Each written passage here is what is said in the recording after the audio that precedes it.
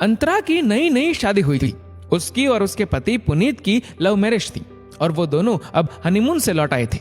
शादी में ली तकरीबन 1 महीने की छुट्टी में से अब 10 दिन ही शेष थे और क्योंकि अंतरा एक पढ़ी लिखी और नौकरी पेशा लड़की थी, सो उसे और पुनीत को अब बस कुछ ही दिन पुनीत के घर में रहकर मुंबई जाना था।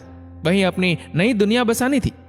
जिस दिन से अंतरा ने अपने ससुराल में कदम रखा था, उसकी सासू माँ ने उसे उसकी माँ, जो कि पास के ही शहर में रहती थी, की कमी महसूस नहीं होने दी थी। पुनीत उनका इकलौता बेटा था और वो एक बड़े संयुक्त परिवार और घर का हिस्सा थे। सभी के अपने अपने पोर्शंस थे, तो साथ भी थे और स्वतंत्र और अलग भी। इतना प्यार, दुलार और लाड़ तो शायद उसे अपनी माँ से भी नहीं मिलता था, जो पुनीत की माँ ने कुछ ही दिन में उसे दिया था। जहां शुरू में अंतरा सास बहू के खराब रिश्तों की अनगिनत कहानियां सुनकर और ये सोचकर परेशान और आशंकित थी कि पुनीत की पसंद होने की वजह से शायद उसके ससुराल में और खासकर उसकी सास से उसे प्यार नहीं मिलेगा, वहीं माँ ने तो उसे अपनी बेटी ही बना लिया था। एक बार पुनीत को किसी बात के लिए कुछ कह देती, पर अंतरा के कई बार देर तक सोते रहने, ठीक से कुछ खाना न बना पाने और ऐसी बहुत सी छोटी छोटी गलतियों को नजरअंदाज कर जाती, जिन चीजों पर अक्सर नई बहू को ढेरों उलाहने मिल जाते हैं, वहीं वो एक शब्द भी नहीं कहती। यहाँ तक कि घर में मौजूद दूसरी महिलाओं के समक्ष हमेशा उसकी तारीफ करती और उसकी गलती भी समय रहते ढक लेती और सुधार देती। बहुत खुश थी अंतरा अपनी सांस रूपी माँ को पाकर और बस कुछ ही दिन में उनमें आपसी प्यार, सम्मान और समझ का एक अनूठा रिश्ता बन गया था। जैसे जैसे अंतरा के जाने के दिन पास आ रहे थे, माँ मुरझा सी रही थी। बार बार उनकी आंखें भर आती और लगता जैसे वो बहुत कुछ कहना चाहती है पर कुछ बोल नहीं पा रही थी। अब शादी को तकरीबन 20 दिन बीत चुके थे और अंतरा और पुनीत के मुंबई जाने में बस 4 दिन शेष थे और अब तक अंतरा ने सब कुछ अच्छा ही देखा था। माँ उसके मुंबई जाकर नई गृहस्थी जमाने की चिंता को समझ पा रही थी और उसे यथासंभव सलाह और सहायता भी कर रही थी। पर एक रात हुए वाकये ने माँ के जीवन के सबसे बड़े और भयानक सच को अंतरा के सामने उजागर कर दिया था। एक दिन रात का समय था और डाइनिंग टेबल पर खाना लगभग लग चुका था और अंतरा के ससुर जी और पुनीत टेबल पर बैठ चुके थे। माँ और अंतरा खाना सर्व कर रहे थे और जैसे ही पापा जी ने पहला कोर मुंह में डाला तो जोर से माँ पर चिल्लाई और वो जैसे ही पास गई उन पर ही खाने की थाली फेंक दी। माँ की पूरी साड़ी पर सब्जी और दाल गिर गई थी। उनका हाथ गरम दाल पड़ने से जल गया था और मुंह से आवाज नहीं निकल रही थी। जलने के दर्द से ज्यादा तो पापा जी के ताने और अपशब्द उन्हें भेद रहे थे। तार तार हो रहा था उनका सम्मान। अंतरा के तो जैसे पैरों तले जमीन ही खिसक गई थी। जो हो रहा था वो उसकी समझ से परे था। बस इतना समझ पाई थी कि आज दाल में माँ नमक डालना भूल गई थी और ये सब उसके फल स्वरूप हुआ था।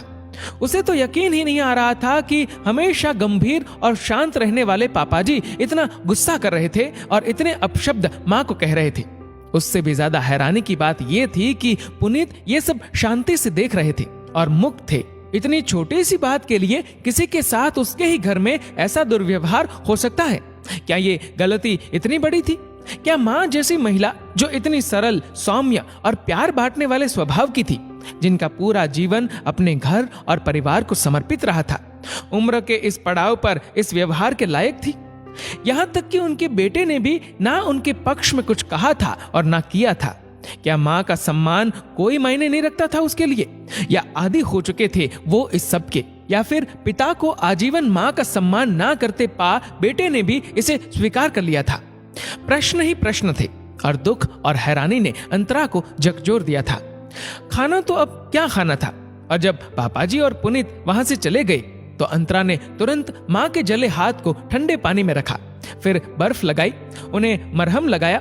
माँ की आंखों से आंसू बह रहे थे, वो भी रोने लगी। उस रात तो नहीं, पर अगले दिन जब वो दोनों अकेली थी, तब माँ ने उसे वर्षों से खुद पर हो रही घरेलू हिंसा और सालों तक हुए उनके सम्मान, उनकी आत्मा और शरीर पर हुए घावों की कहानी सुनाई तो अंतरा का मन रो पड़ा।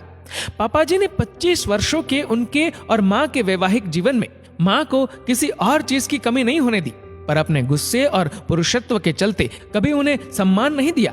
बचपन से बड़े होने तक पुनीत ने भी ये सब देखकर इस सब से समझौता कर लिया था। आज सक्षम थे अपनी माँ का साथ देने के लिए, फिर भी चुप थे। हैरान थी अंतरा माँ की इतने सालों की पीड़ा भरी कहानी सुनकर, और उससे भी ज्यादा इस बात से कि उनके जैसी अच्छी महिला के साथ ऐसा अमानवीय व्यवहार एक संयुक्त परिवार में सालों से हो रहा था।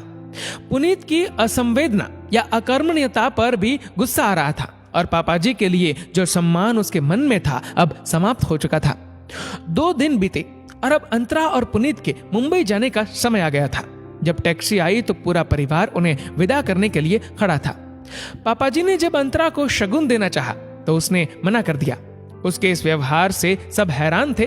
तभी जब पुनीत ने सारा सामान देखा तो पूछा, ये एक्स्ट्रा सूटकेस किसका है अंतरा? जब अंतरा ने कहा कि माँ का, तो पूरा परिवार सख्ते में आ गया। उसने आगे कहा, माँ हमारे साथ जाएंगी पुनीत, ये घर उनके लायक नहीं है, वो अब हमारे साथ रहेंगी। पापा जी माफ कीजिए, पर मैं अपनी माँ के सम्मान के साथ और समझौता नहीं करूंगी। मेरी माँ ये बिहेवियर डिजर्व नहीं करती, अब वो और नहीं सहेंगी। पूरे परिवार के सामने हुए इस खुलासे से पापाजी का सिर अब शर्म से झुक गया था। किस हक से माँ को रोके ये उनकी समझ में नहीं आ रहा था। उनकी बहू नहीं, उनकी पत्नी की बेटी ने अपनी माँ के सम्मान की रक्षा के लिए कदम उठा लिया था। पुनीत का हाथ भी अपनी माँ के कंधे पर था और सारा परिवार अब उन्हें जाते देख रहा था। किसी भी व्यक्ति का सम्मान शायद उसके लिए सबसे बड़ी संपत्ति होता है। किसी भी चीज का अभाव या कमी एक बार सहनीय होती है, पर अपने सम्मान पर हुई चोट असहनीय होती है। शारीरिक घाव एक बार भर जाते हैं, पर मन पर लगी चोट कभी कभी आजीवन रहती है। किसी भी रिश्ते में सम्मान का स्थान सबसे ऊपर होता है, और यदि अपने ही घर में और अपनों से ये ना मिले तो उससे अधिक दुख की बात और कोई नहीं है। यूं तो हर व्यक्ति में इस बात की समझ स्वयं ही होनी चाहिए कि वो किसी रिश्ते की मर्यादा ना लांघे, पर कई बार कुछ घरों में स्त्रियों के साथ वर्षों तक दुर्व्यवहार होता है। सब मूक दर्शक बनकर उसे देखते हैं। अपने बच्चे भी कभी कभी साथ नहीं देते, पर जो अंतरा ने किया वो वाकई सराहनीय था।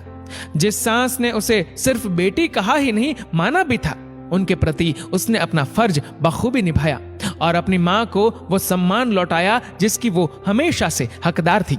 दोस्तों, इस वीडियो को लेकर आपकी क्या राय है नीचे कमेंट करके जरूर बताएगा। और अगर आपको वीडियो अच्छा लगा हो तो इस वीडियो को लाइक करेगा, शेयर करेगा ज्यादा से ज्यादा लोगों तक, और ऐसे ही और भी इंस्पिरेशनल वीडियोस के लिए सब्सक्राइब करें हमारे यूट्यूब चैनल को और फेसबुक पर फॉलो करें हमारे पेज को।